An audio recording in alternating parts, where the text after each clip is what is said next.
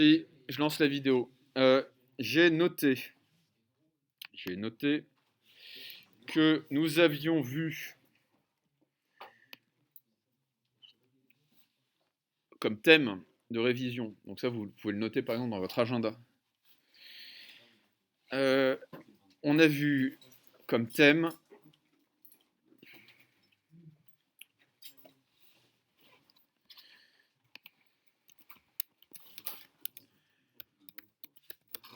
la politique,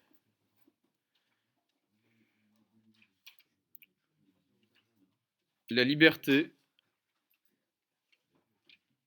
On a vu la politique, la liberté, la morale, l'État,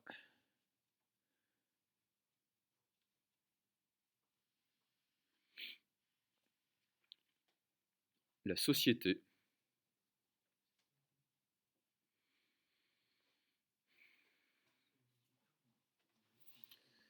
la justice et la loi,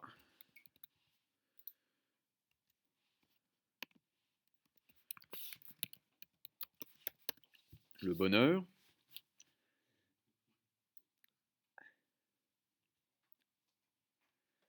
la culture,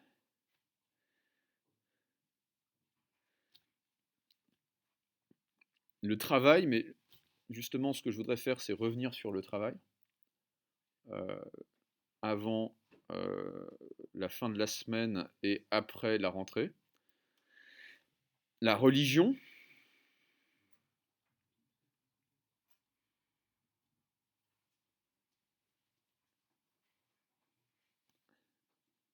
mais je plaiderai pour le fait que la religion ne tombe pas comme sujet de dissertation.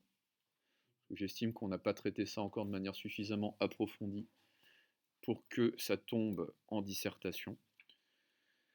On a vu en long, en large et en travers la nature et la technique.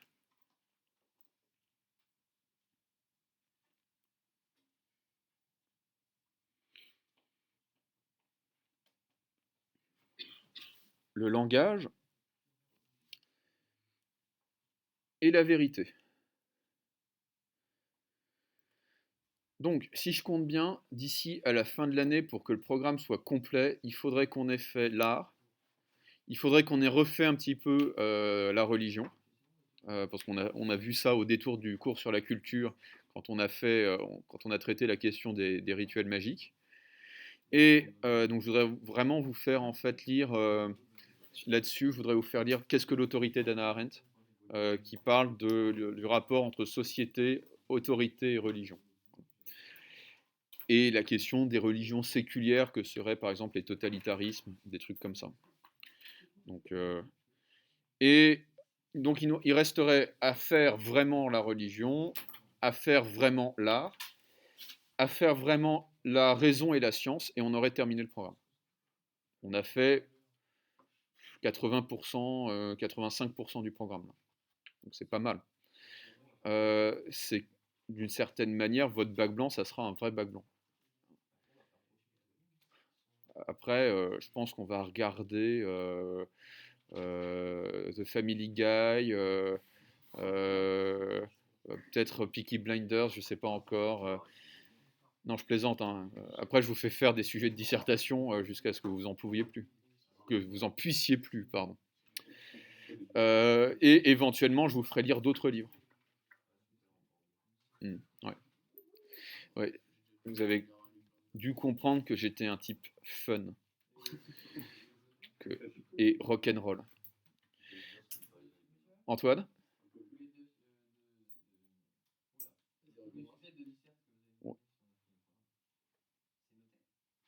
Non, ça sera de la préparation au baccalauréat.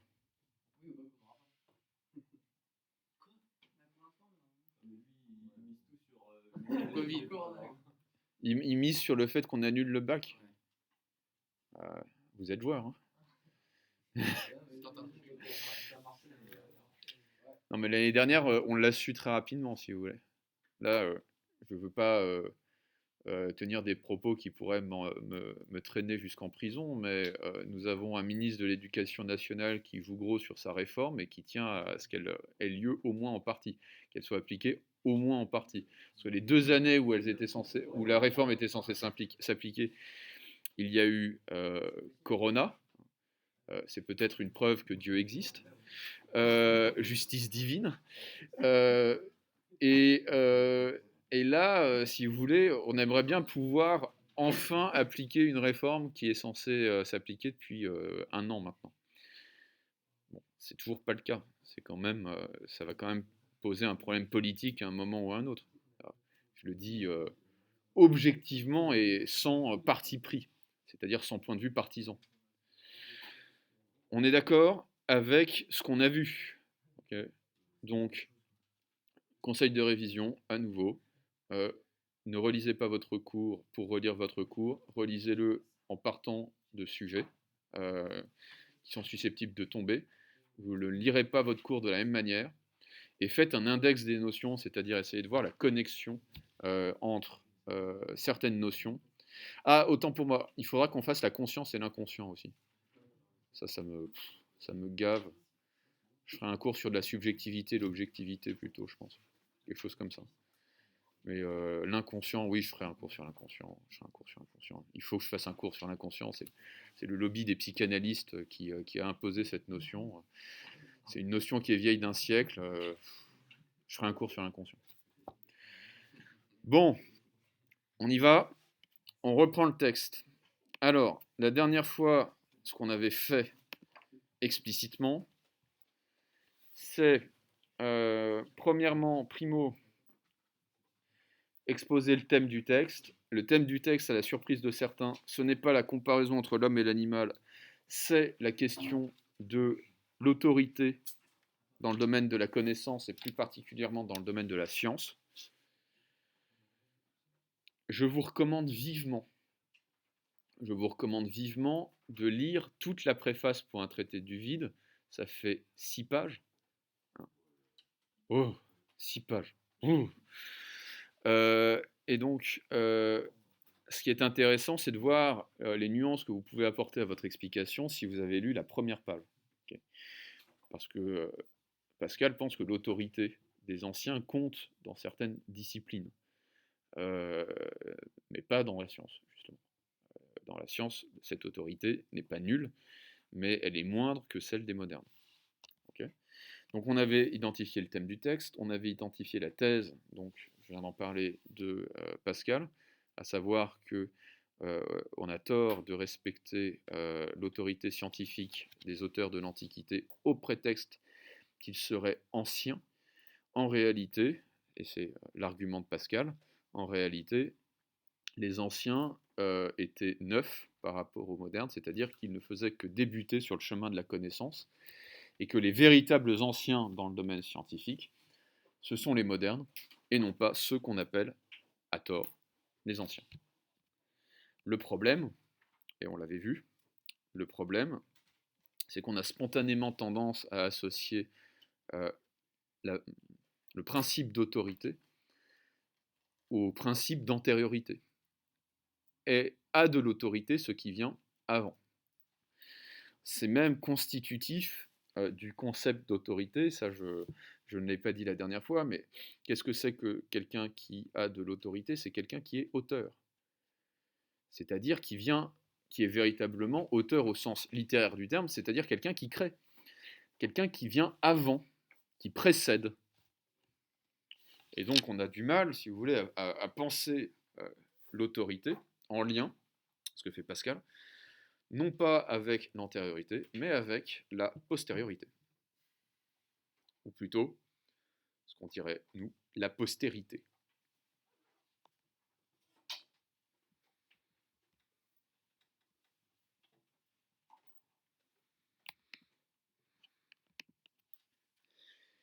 Et je crois que j'avais simplement évoqué la première partie, dans le plan. La deuxième aussi. Okay.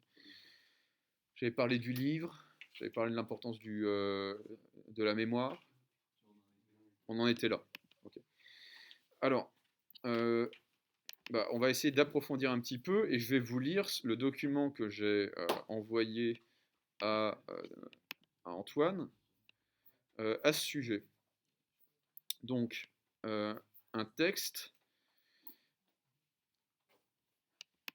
tiré du Léviathan, le chapitre 5, et le chapitre...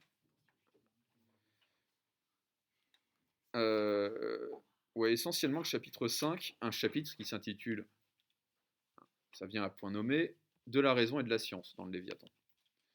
Et vous avez un autre chapitre aussi que j'aimerais bien lire, le chapitre 4, mais ça, ce sera plutôt pour la fin du texte.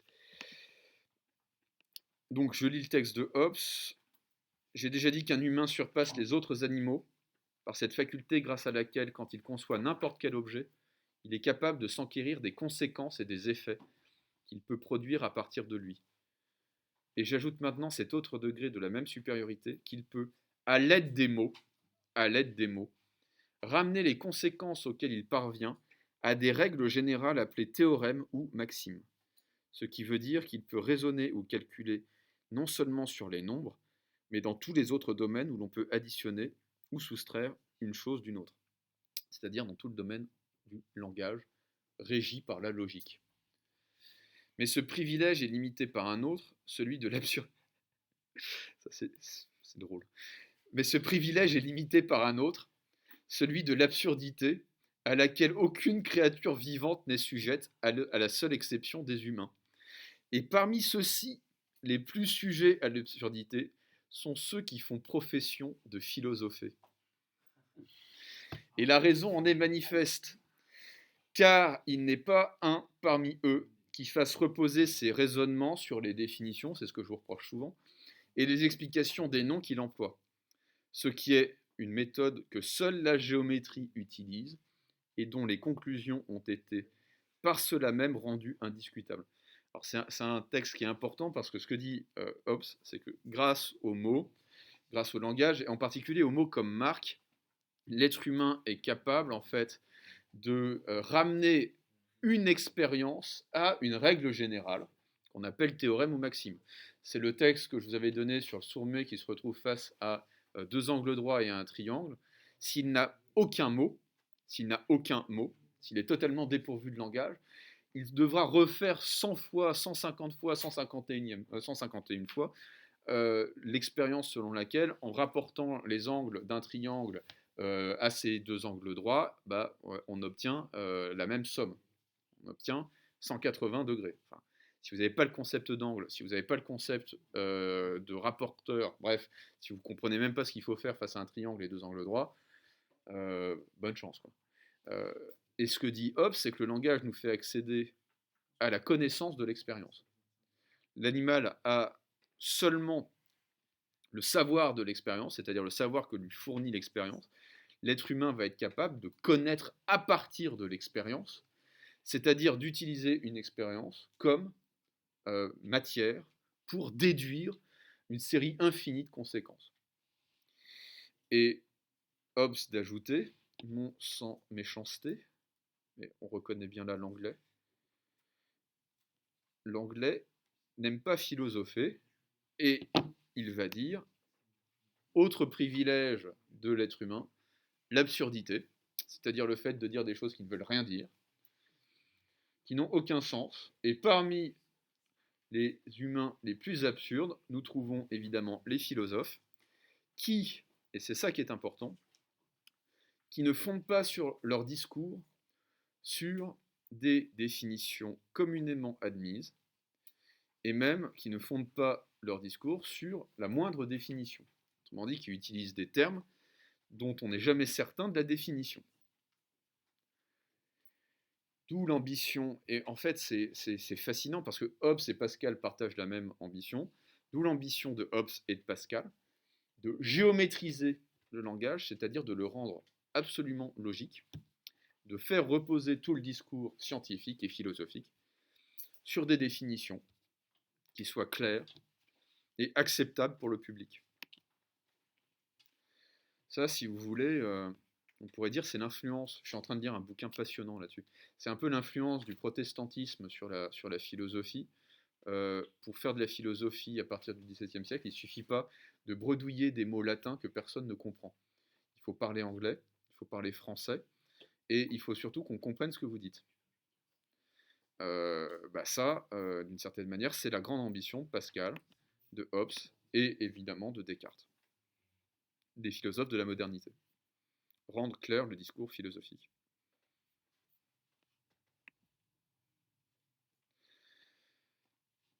Je lis un autre passage d'un chapitre qui précède.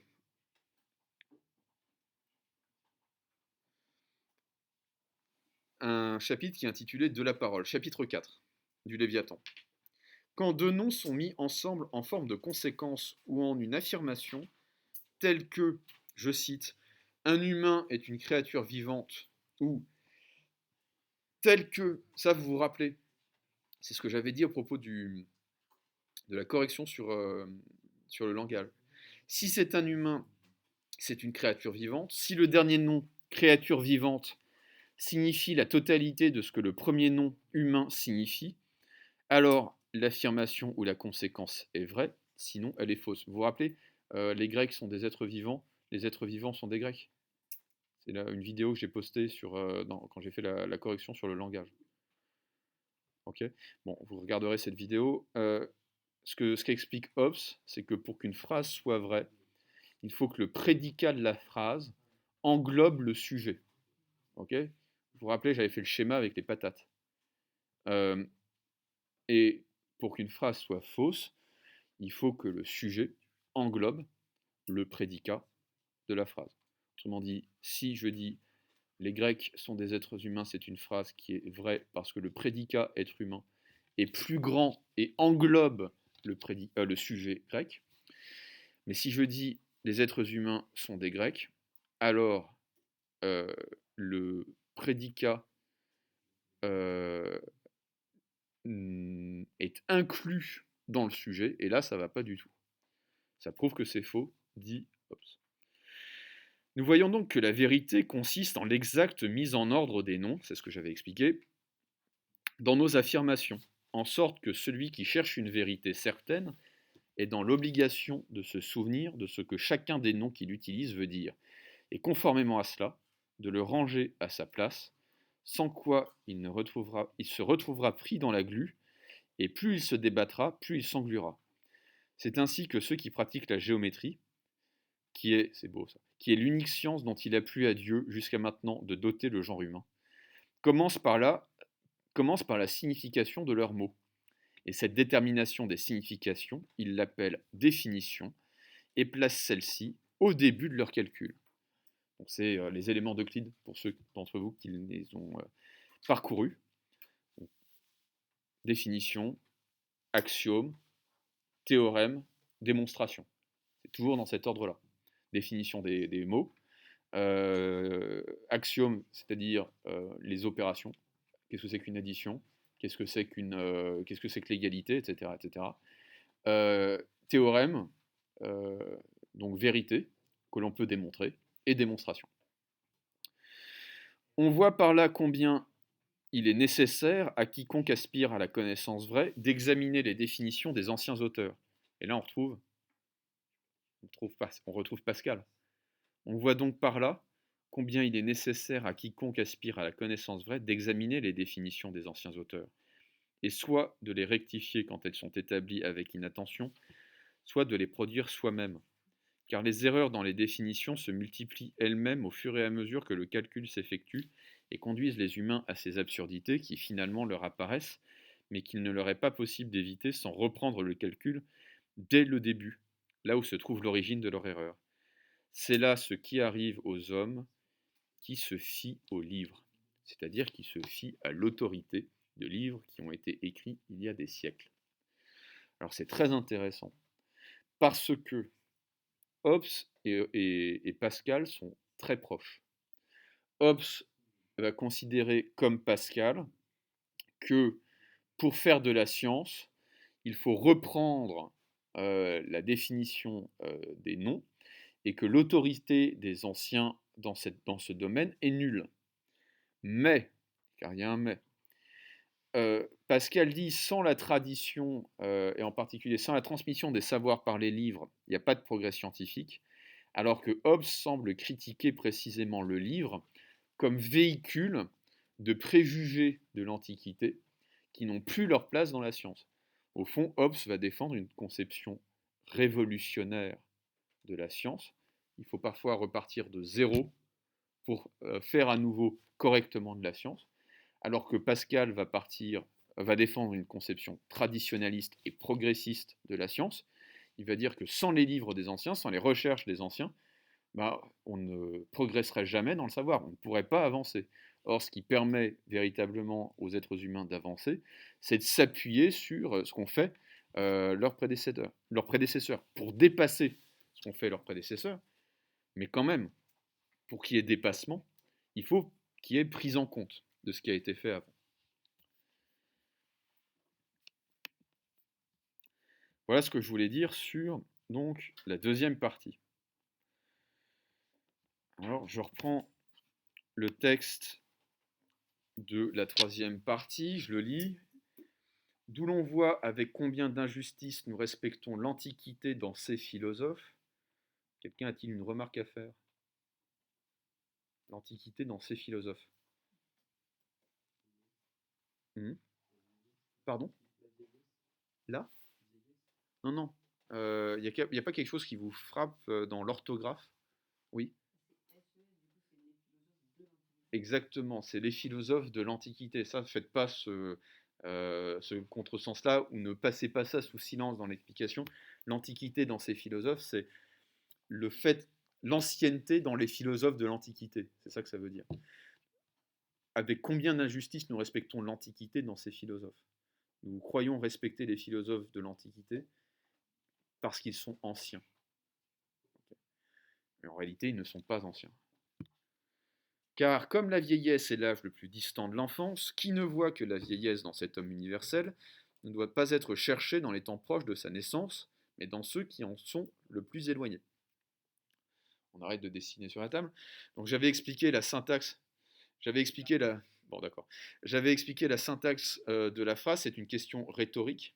Donc ça veut dire on a tort de voir la vieillesse dans les temps proches de la naissance. C'est ce qu'on appelle la jeunesse, en fait, ça. Il faudrait plutôt voir la vieillesse dans les temps éloignés de la naissance, c'est-à-dire dans une frise chronologique, sur une frise chronologique, dans la modernité. Si on compare l'histoire de l'humanité à l'histoire d'un homme, bien l'Antiquité, ça correspond à l'enfance, la modernité, ça correspond à la maturité, voire à la vieillesse. Ceux que nous appelons anciens étaient véritablement nouveaux en toutes choses et formaient l'enfance des hommes proprement. Et comme nous avons joint à leur connaissance l'expérience des siècles qui les ont suivis, c'est en nous que l'on peut trouver cette antiquité que nous révérons dans les autres. Autrement dit, les modernes sont les véritables anciens, les anciens sont les véritables modernes. Et en fait, Pascal triomphe dans la querelle des anciens et des modernes en montrant que c'est exactement ce que dit Hobbes, en montrant qu'on s'est trompé dans la définition de ce que c'est qu'un ancien et qu'on s'est trompé dans la définition de ce que c'est qu'un moderne. Tout est affaire de signification des noms.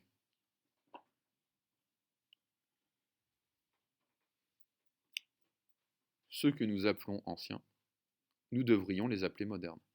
Ceux que nous appelons modernes, nous devrions les appeler anciens. Et à partir de là, en fait, en adoptant le point de vue adéquat sur l'histoire des sciences, on se rend compte que la querelle des anciens et des modernes n'a pas de sens, n'a pas de signification. Alors l'autre point que je voulais discuter, c'est précisément le conflit entre une conception traditionnaliste et progressiste de l'histoire des sciences et une conception révolutionnaire de l'histoire des sciences. Vous allez avoir des épistémologues, c'est-à-dire des théoriciens de la science, qui vont définir une conception de l'histoire de la science comme progrès, Et vous allez avoir des théoriciens de la science qui vont définir l'histoire de la science comme une succession de ruptures et de révolutions. Donc, on va commencer par s'attaquer au point de vue de Pascal, et ensuite on va expliquer ce que c'est que le point de vue révolutionnaire. Alors, il y a un texte donc j'ai essayé de mettre en ligne, mais apparemment en vain, et que Antoine va avoir la grande amabilité de vous distribuer par mail. C'est un texte de Pierre Duhem, donc la théorie physique, 1906.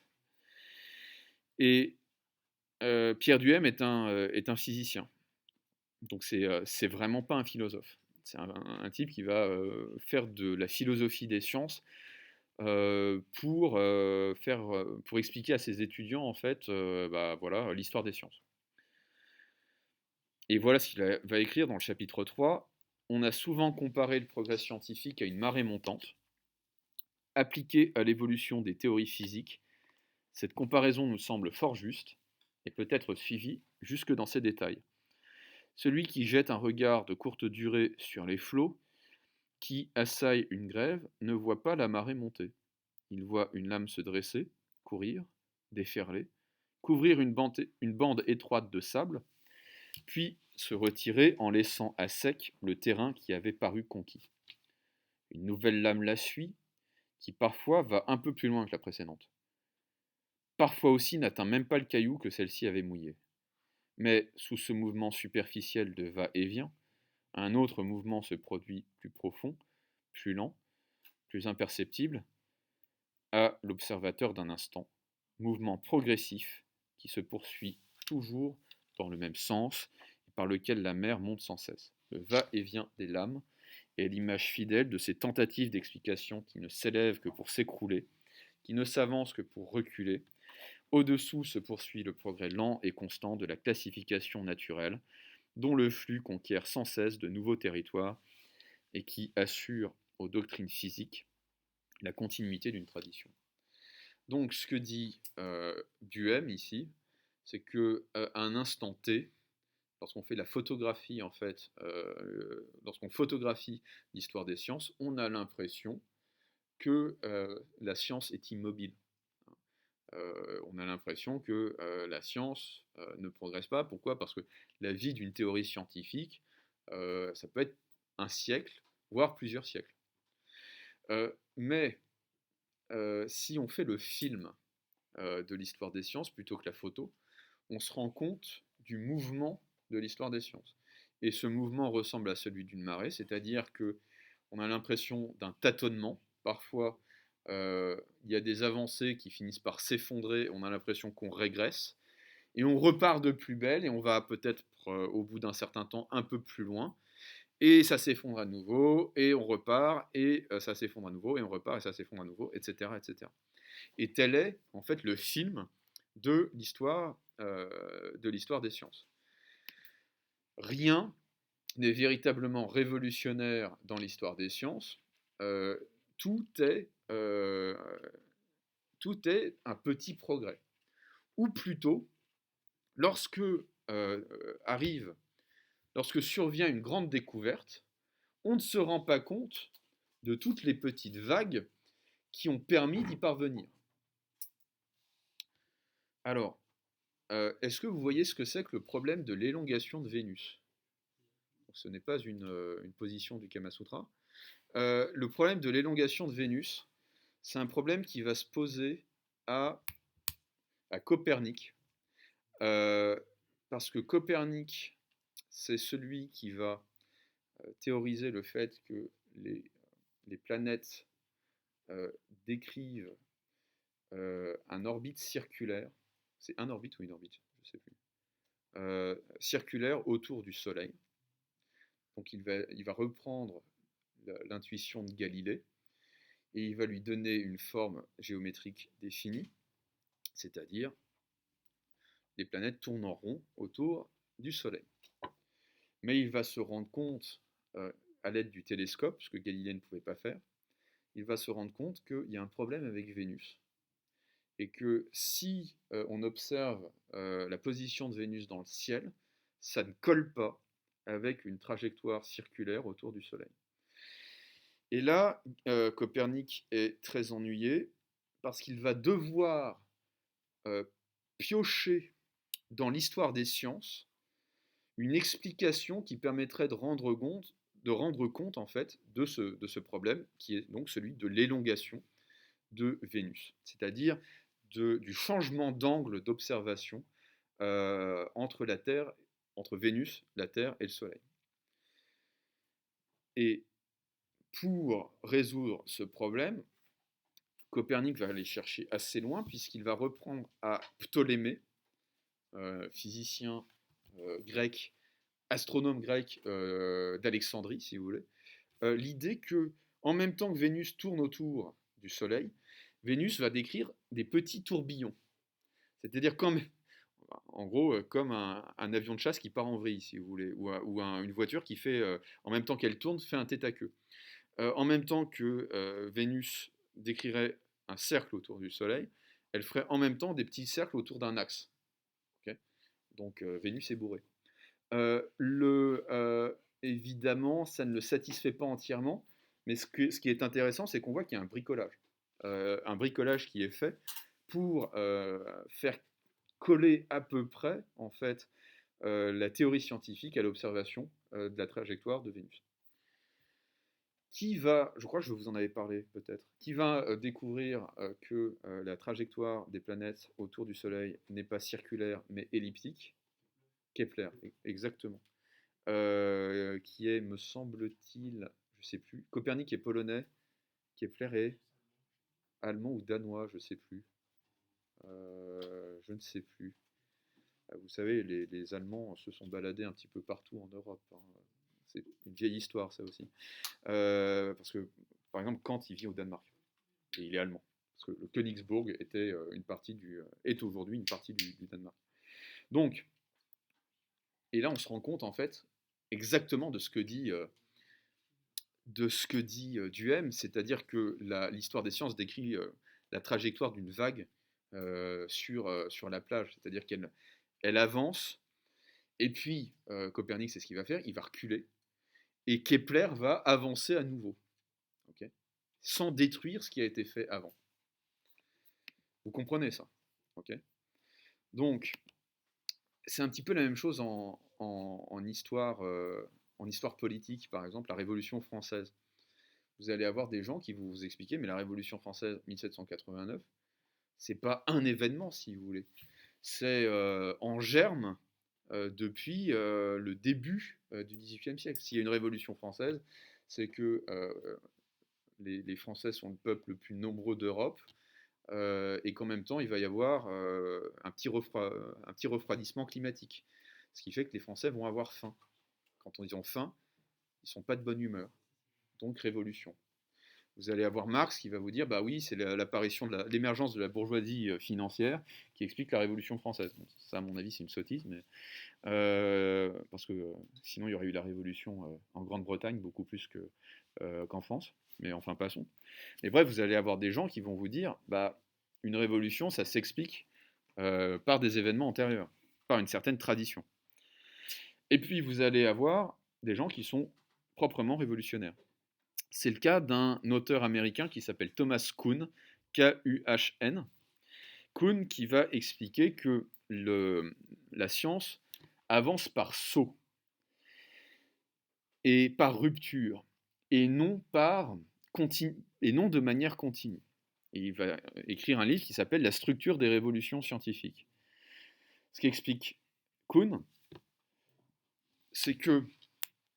Est-ce que j'ai un feutre? Non. Une théorie scientifique, c'est... Bon. Ah ouais, voilà. Bon, alors, vous allez bénéficier de mes talents extraordinaires de dessinateur. Ce serait dommage que la caméra ne capte pas ça.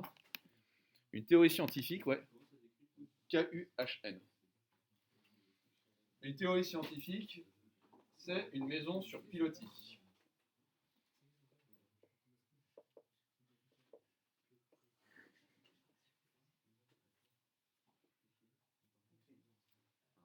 En cette période d'inondation, on sait ce que c'est. C'est une maison sur pilotis. Le principe d'une maison sur pilotis, il suffit de voir Venise, c'est qu'elle finit par s'enfoncer.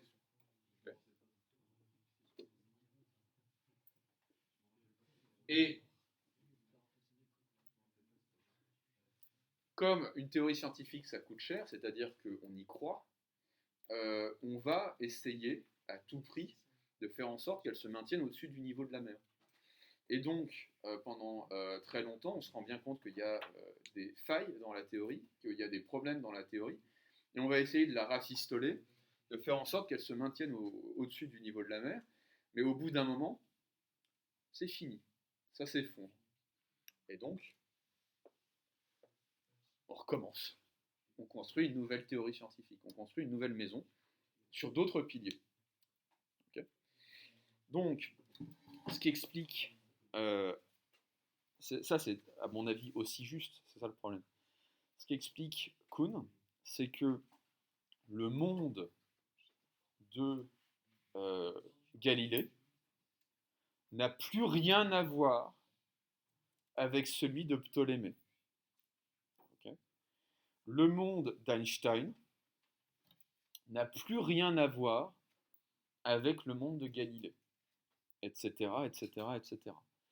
Donc, en fait, on aurait beaucoup de mal à traduire une théorie scientifique dans une autre, ou à expliquer, par exemple, que la théorie d'Einstein inclut la théorie de Newton, et que la théorie de Newton inclut la théorie de Ptolémée. Okay.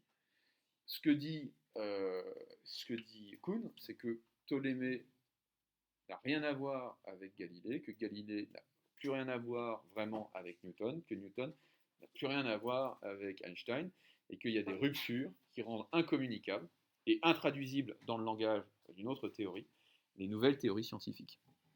Donc l'histoire des sciences serait révolutionnaire et non pas continuiste, on dirait.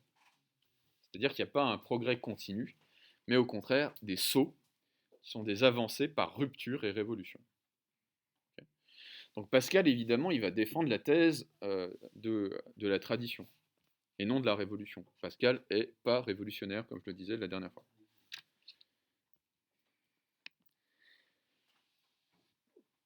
Il faut que vous preniez en compte la critique révolutionnaire et éventuellement que vous preniez parti. C'est-à-dire, qu'est-ce que vous pensez? Est-ce que la théorie, est-ce que l'histoire des sciences est révolutionnaire? Mais si elle est révolutionnaire, alors ça veut dire qu'elle n'est pas progressiste. Okay. Ça veut dire qu'il n'y a pas de progrès scientifique, mais au contraire des ruptures. Et si vous êtes progressiste, alors il faut comprendre que vous êtes aussi traditionnaliste. Ouais. Oui. Alors, je vais revenir sur l'organisation interne des partis. J'ai tendance à dire qu'il y a autant de... Alors ça c'est sûr, il y a autant de parties qu'il y a il y a autant de parties dans votre explication qu'il y a de parties dans le texte. Okay. Vous me faites une explication qui est linéaire, qui va suivre l'ordre chronologique du texte. Ça c'est le premier point. Le deuxième point, c'est que il faut éviter la paraphrase. Pour éviter la paraphrase, il faut que vous organisiez en fait votre propos de manière dynamique. Ce que je vous demande de faire, c'est un premier paragraphe sur l'argumentation globale de la partie. Que fait l'auteur dans cette partie? Ça va relativement vite, et vous vous fierez au corrigé que j'avais distribué sur le texte de 1000. Okay. Ensuite, vous vous demanderez pourquoi il écrit ce qu'il écrit, c'est-à-dire que vous ferez l'analyse conceptuelle des principales notions qu'il mobilise dans chacune des parties. Alors, typiquement, la première partie, ça sera instinct, nécessité, mouvement occulte, etc., etc., etc. La nature n'ayant pour objet, etc., etc. L'idée de, en gros, d'inconscience, d'irréflexion, de nécessité, de finalité. Okay. Donc ça, c'est l'analyse conceptuelle, c'est l'objet du deuxième paragraphe qui est souvent le plus long.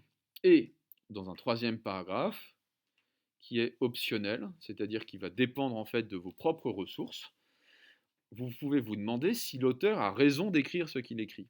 Donc après, pourquoi écrit-il ce qu'il écrit? A-t-il raison de le faire? Et là, c'est l'analyse critique. Ça consiste pas à dire Pascal est un gros abruti alors que bon, il devait faire un petit 180 de QI en pente, en montée. Non, il ne s'agit pas de dire Pascal a tort parce qu'il a tort, si vous voulez. Quelles sont les difficultés que soulève le propos de Pascal? Est-ce qu'on ne peut pas critiquer ce que dit Pascal? Et surtout, se demander s'il a raison, ça ne veut pas dire qu'il a tort, en fait. Vous pouvez réinspecter ce qu'il a écrit et montrer qu'en fait, c'est très difficile de le réfuter. C'est toujours très utile de faire ça. Toujours prendre le point de vue de l'adversaire, ça vous permet de mieux comprendre. C'est ce que fait un avocat en fait. Prendre le parti de l'adversaire, ça vous permet de comprendre comment vous allez être attaqué et comment vous allez vous défendre. Forcément. Donc ça serait la structure en 3 paragraphes de chacune des parties. Vous n'êtes pas obligé de faire le 3e paragraphe pour toutes les parties, comme je l'ai dit. Mais à mon avis, en particulier pour la 2e et la 3e partie, ça se justifie pleinement. Pour la première, bon, je ne serais pas déçu de ne pas voir Darwin, de ne pas voir Benvenet. C'est bon, quoi. C'est vraiment pas. En fait, vraiment, le premier paragraphe, c'est pas le plus important. Ce qui est très important, c'est le 2e et le 3e paragraphe. Ça va? Bon, bah écoutez, hein, on se dit à vendredi. Vendredi, ce que je voudrais commencer à faire, c'est on va mettre entre parenthèses le cours sur l'art, et je voudrais revenir sur la question du travail de manière un peu plus approfondie, que ce soit un peu plus costaud, que vous puissiez traiter un sujet de dissertation au bac blanc. Ouais, sauf si vous avez d'autres questions. Mais là, franchement, je pense que je vous ai déjà filé un petit coup de pouce, quoi.